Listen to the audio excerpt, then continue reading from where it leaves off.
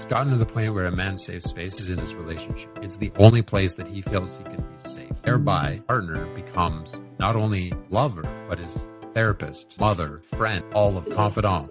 Right? Not only are the women not getting that emotional connection that they want, but they're also playing 5 or 6 roles in the relationship. The fallout from that is beyond the fact that it's not a healthy relationship, is that one of the most common stories I see is when the woman finally has enough. And maybe it's not all her, but usually it's her. When the woman has enough and she's like, can't do it anymore, leaves the relationship. That man is broken, absolutely broken, because he doesn't have a social circle.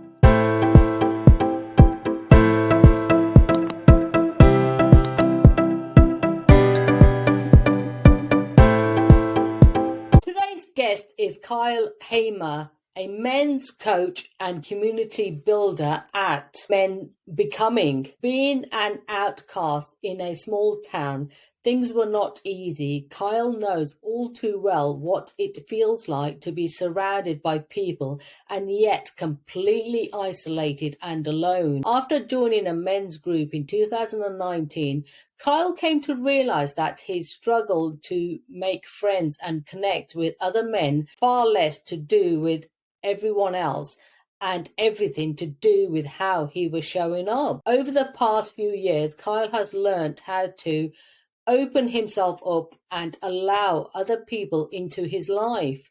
And now his mission is to help other men open up to themselves and others to create a connection and fulfilling life. Welcome, Kyle. Hello, glad to be here. What's one of the most courageous things you have done? That's a big question. You know, I honestly have to say it's doing what I'm doing right now. I've never been in a situation like, I've been entrepreneurial before. I've worked in sales before, and it was always easy for me to go knock on doors and go and do the thing because it was external of myself. It was always here's the product, right? And it's something completely different. And with what I'm doing with the community and what I'm trying to advocate for, I'm not saying it's all about me, but it's me, right? Mm-hmm. And it's very personal, and it's putting myself out there. Stepping into that has been absolutely terrifying, and it's taking way longer than I had ever thought it would, probably largely because of that. It's every little step forward is actually one giant step into that, taking a courageous step forward. Yeah, definitely. Yeah. You know what it feels like not to fit in and not belong. Tell me a bit more about that, please. Oh, man. Yeah. I mean, that's basically felt like the story of my life. I think for me, it started, I remember very vividly, it was grade 4. We had a couple of brothers move into town, and they were in my class. I don't remember why that was the catalyst. I don't know if it was that I remember them being there, but I remember very succinctly, like that was when I really noticed that like I didn't really fit in, that I didn't have any friends. I don't want to use the word bullied because I think it gets used a lot. I was never beat up. I've actually never been in a fight. It was a little bit of teasing, but it was a lot of just like, nobody sees me. It's that never getting picked for the team. And, nobody to talk to in the hallway, nobody to talk to on lunch hours. I did really well in the classroom because I could just focus on my studies. And I dreaded the recess and before and after school and lunch hour, because that meant that I was in survival mode. So it was that always that feeling. I remember always thinking like, man, I just wish I was actually invisible. So that way there was an excuse for people not to see me. Absolutely. Yes, I can totally understand that. What does bell hooks refer to as the male patriarchal psychology? Unpack that a little bit more. Yeah. So it's funny because I'd been using certain terms. I've been talking about these ideas, these concepts. I call them social constructs. And I landed upon her book, The Will to Change. And for those who don't know bell hooks, she was a very strong Black feminist. And she wrote a lot about love and patriarchy and feminism. But she was also probably the only one that I know of that really took on the issue of men in the patriarchy.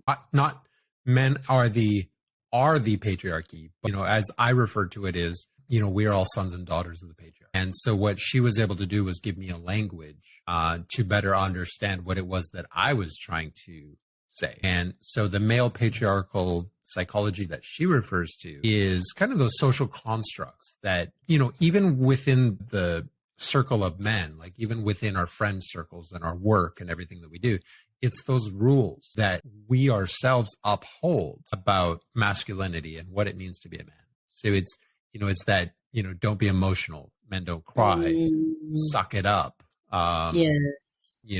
And it's that psychology, and she defines, what I really liked is that she defines patriarchy as to divide and control. And when we talk about the patriarchy with women or, BIPOC or, any other number of ways that people are divided, it's very apparent. It's very in your face. With men, one of the reasons why it's so easy to blame men for the patriarchy is because we don't see that divide. Yeah. And the reason we don't see it is that divide is silent. Mm-hmm, It's dividing the man, essentially, depending on how you want to look at this, dividing the man from his soul or dividing the man from himself. So at a very young age, boys are told, you can't play with that anymore because it's not manly. You can't dress this way. You can't do these things. You can't be emotional.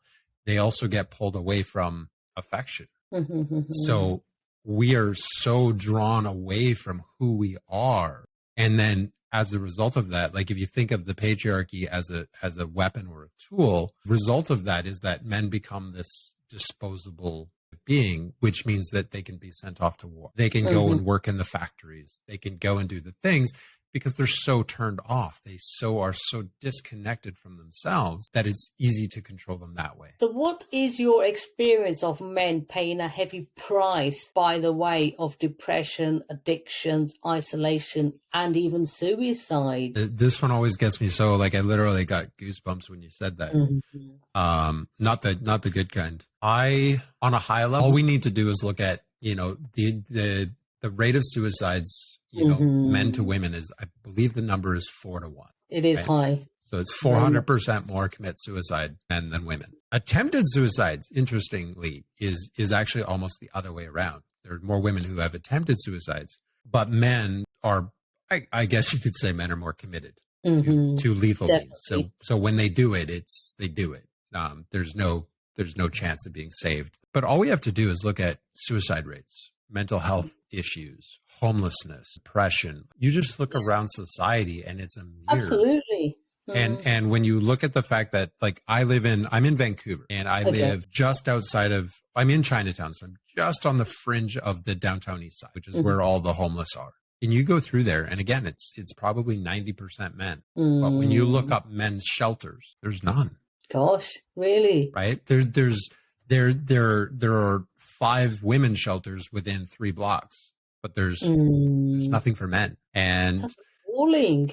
Yeah, and it doesn't seem to matter what the issue is, right? It's the same thing as like when men, go to the police because they're being assaulted by their partner, their female partner, they just get laughed at. Yeah, exactly. It's just not taken serious. And there's a lot of it, I'm afraid to say.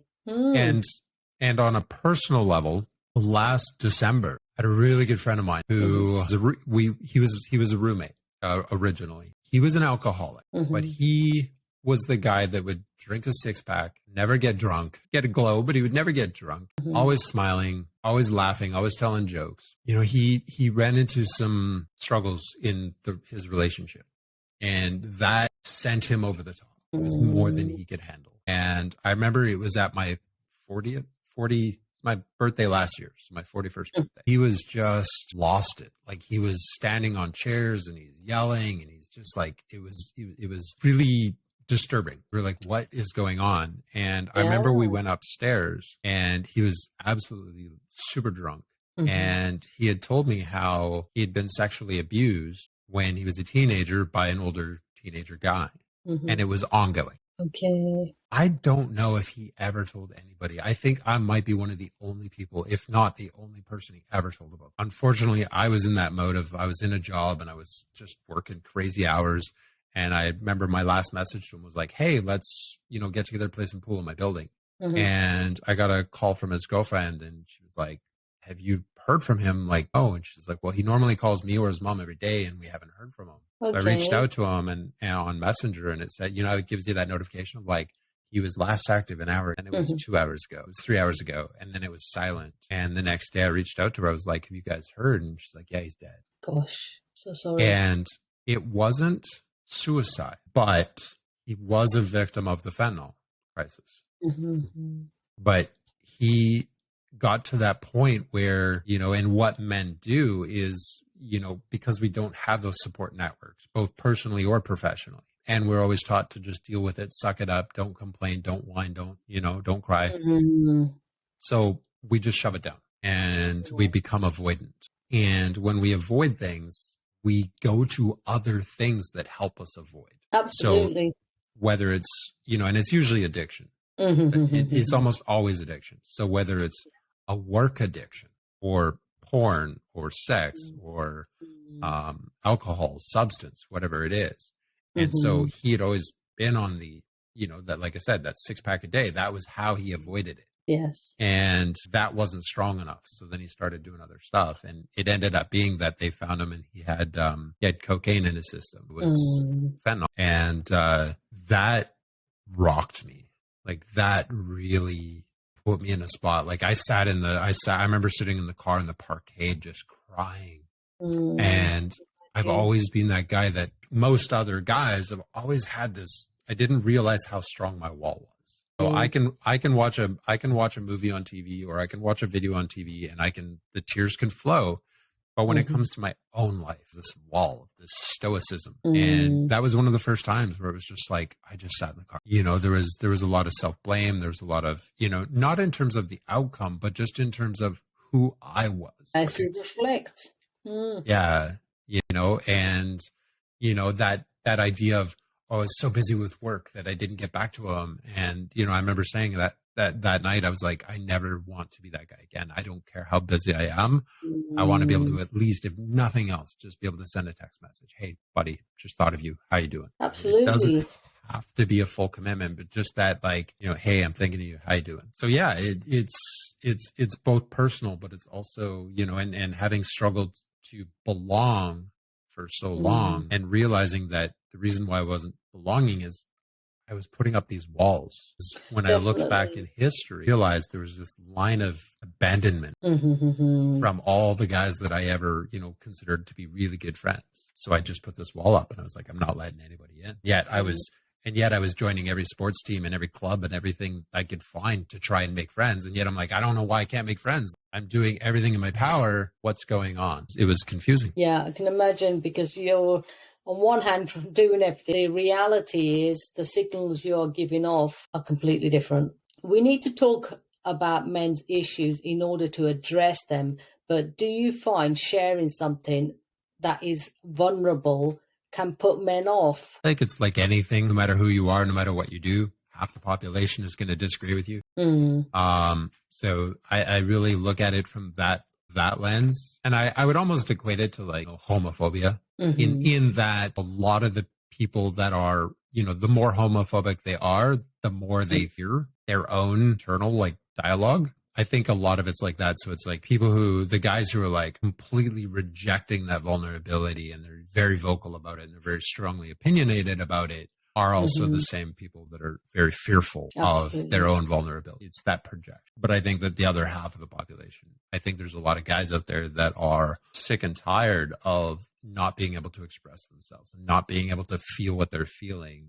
And, by having somebody, whether it's me or somebody else, that can just say, hey, this is how I'm feeling and put it out there publicly and be okay with it. It gives that permission. It's okay to show your emotion. It's okay to cry. It's okay to be human. I mean, that's really what this is about, is just being human. Yes, definitely. If possible, what would you say is the number one thing, the most important thing you have learned through your journey so far about emotions and speaking up and not having to be a man's man, this masculinity that always is portrayed? Is there something that you could say? Yeah. So I joined a brotherhood, local one. It was in person. It might have actually, I said 2019, but I think it might have actually been like somewhere 2018. Can't remember exactly. It was 2019. It became very apparent that, I had been spending, I'd basically been the nice guy. So I didn't have any opinions. Like, I mean, I shouldn't say that. I had opinions when it came to, hey, let's debate something. Talk about politics, let's talk about money, let's talk about, whatever. I'll have opinions. But when it came to, hey, what do you want to eat? Where do you want to go? What do you want to do? I was the whatever you want to do person. Hey, do you want to go here? Sure. Meanwhile, my inner voice was like, I'd go to the thing and I'm like, I don't want to be here. But I didn't want to say no because I was afraid of losing that opportunity, losing that friendship. And that speaks to how I grew up. Everything was about like, I don't want to miss out on anything because I spent, my younger years, informative years, desperate to belong. And so as a result of the brotherhood, I really learned about boundaries, and that is really the difference between, say the nice guy and being, the healthy guy is just having those boundaries. Because what would happen is that as the nice guy, you're like, yeah, no problem, whatever, I'll do whatever you want. But there's that resentment that builds and builds and builds. And then eventually it just like unleashes. And that's when the nice guy is completely becomes the a-hole, loses his, and everybody's like, what's going on? But it's been that build up of resentment. Absolutely. So that was one thing I learned. And then the other thing I learned was there was a couple of guys in my brotherhood, in my squad, that kind of called me out. I remember we were on a camping trip and one guy just was like, oh, what are you doing here? I was like, well, I'm here. I want to connect with men, like I want to make some friends. And he's like, nah, man, what are you doing here? And that was another moment where it was like, I just end up, tears coming down my face. I'm like, I don't know. Yeah. Through those moments and through the guys being a mirror to me, it was actually after I left the brotherhood. I left it partially out of this feeling of like, I don't know if I really feel like I belong. Like, I don't know. And I realized months afterwards that I was like, oh man, I really had a wall up. Like, I would be vulnerable within the group, but I wasn't vulnerable with my friendship. I wasn't opening that door. I don't know if I answered your question because I believe your question was like, what have I learned? But it's definitely like boundaries are super helpful. Since I realized that I wasn't opened up and allowed myself to open up, I think the most valuable thing that I've learned is that we are way better together. Yes. The collective, both men are better together, but also just people are better together. Definitely. So as a result, like I've created some really, really, really strong friendships since then. One guy, we were talking about me and I was, talking about this idea of doing a podcast and all the things and what I was wanting to build. And he was like, well, how do you want to show up? That led it. And he's very fashion forward, so that led him to like us going on a guy's shopping trip. And, I'm trying all this stuff on. He's like, nope. Yep. Nope. Yeah. And completely updated my wardrobe. And then it was like, all of a sudden, just from that, it was like my confidence came up and I felt better about myself. So it's just these little things of by having other guys in your life and being able to say like, and being open enough to say, hey man, like, I don't really know what I'm doing. Can you help me with this? Yes, absolutely. It serves both people because they feel better about helping you and you feel better because you've been helped. Absolutely. Yeah. And I think that, there's this idea of being the lone wolf. And I think we really need to divorce from that. Doesn't help anyone. Men often cut themselves off from their emotions. And how does that play out in family life and relationships then? It's huge. It's huge. It's really all encompassing. It's everything, and one of the big things that I realized, like, when I listened to Bell Hooks and I learned from her is everything's connected. Yes. So if we want to create better lives for women, if we want to create better lives for children, if we want to create better lives for the young men, boys that are still coming up, we need to address this issue because you've got women who are, you got relationship, people married together, whether they're married or not, but you've got these relationships where women are absolutely starving for that emotional connection. Yes, totally. You've got guys who have friendships, they got buddies, but they don't have real connection. They might go golfing together or play hockey or, whatever it is that they do, go camping, dirt biking, whatever the thing is. They might grab their 6-pack of beer. And I know I'm kind of stereotyping here, but it's like they might grab the case of beer, go out, do the thing. Yes. And they don't go beyond the surface. Like there's no real conversations. There's no depth. And again, that's another form of avoiding. Right. And I think that the biggest price that men are paying, like, it's not a coincidence that depression is so high right now. and definitely. addiction. It's not a coincidence, because if you spend your life trying to be somebody else, how happy are you going to be?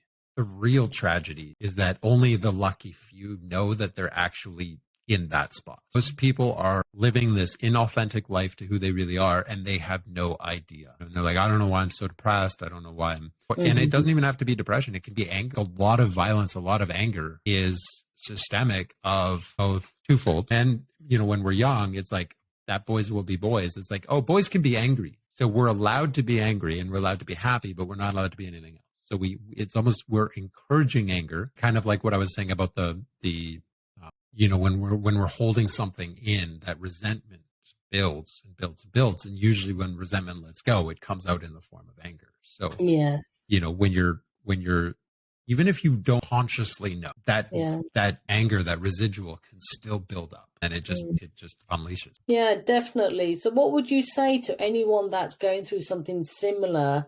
Resources do you recommend, daily tips to anyone that wants to start a path on recovery from any addiction? I don't know if that's two questions in one. Yeah. And I mean, I'm not an addictions guy. Like, I'm not an addiction specialist, so I'm not going to talk to that specifically, but I will say, like, the biggest thing is you got to let people in. You got to let people in. I personally, I run a community, so I really believe in community. I think that that's the best way to go about it, because it's many to many. For a lot of guys, that's just not going to happen.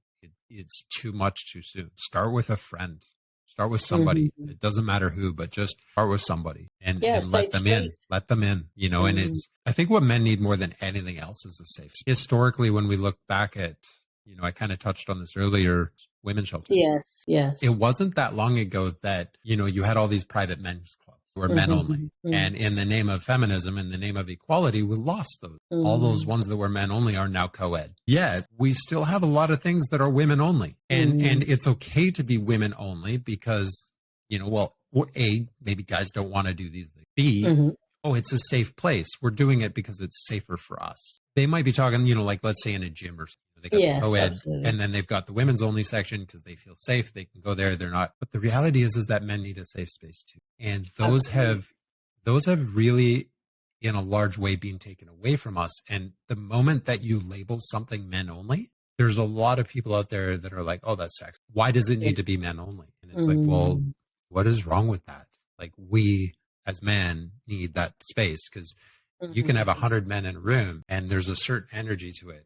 You put one woman in that room and the energy changes. Yes, definitely. It just changes. And we've lost that safe space. So men need a safe space. And, when you asked me the question about, like, the price being paid, what this one is, I think the women will really resonate with this. It's gotten to the point where a man's safe space is in his relationship, only place that he feels he can be safe. So thereby, partner becomes not only lover, but his therapist, mother, friend, all of confidant. Right? Not only are the women not getting that emotional connection that they want, but they're also playing 5 or 6 roles in the relationship. The fallout from that is, beyond the fact that it's not a healthy relationship, is that one of the most common stories I see is when the woman finally has enough. And maybe it's not all her, but usually it's her. When the woman has enough and she's like, can't do it anymore, leaves the relationship. That man is broken, absolutely broken. He doesn't have a social circle, doesn't have a support, friends, of community, of anything. So they find themselves, they're like, I like country music, so everybody always bugs me about that idea of, like, oh, I lost my house, I lost my dog, I lost my car, but that's literally what happens. Yes. And they've got nowhere to go. Women, when they leave a relationship, they've got their friends, they've got family, they've got community, they've got places that they can go to heal. Definitely. Men don't. And I think that is actually one of the more invisible things that men go through that isn't being talked about and isn't seen. So where can the listeners find you online? What's your website? Oh, it's I run a men's community. It's an online community. It's built around the idea of connection, community, personal development, growth, support, all the things that I think a community should be. And it's called Menbecoming. So right now I'm using it on the host site right now, which I plan to be moving over. But right now it's menbecoming.circle.co. Yeah, that's really where I'm at. Thank you for sharing your insightful courageous journey with us today. And by doing so, I'm sure you have helped so many other people. And I really want to acknowledge you for that, Kyle Hamer. Thank you so much. I'm glad that reached out, gave me this opportunity to share what I'm doing and to get this message out to other men that, and, and the women. So my final question to you is, because we are Create the Courage to Be Fearless podcast, what is your definition of courage? I love the standard definition of just that, it's, whatever you fear and you do it anyways. But I think that on a more personal level, literally that like, oh my God, I want to throw up. I want to run away. I want to hide. I want to avoid it. I want to do anything else but, and then just doing it anyways.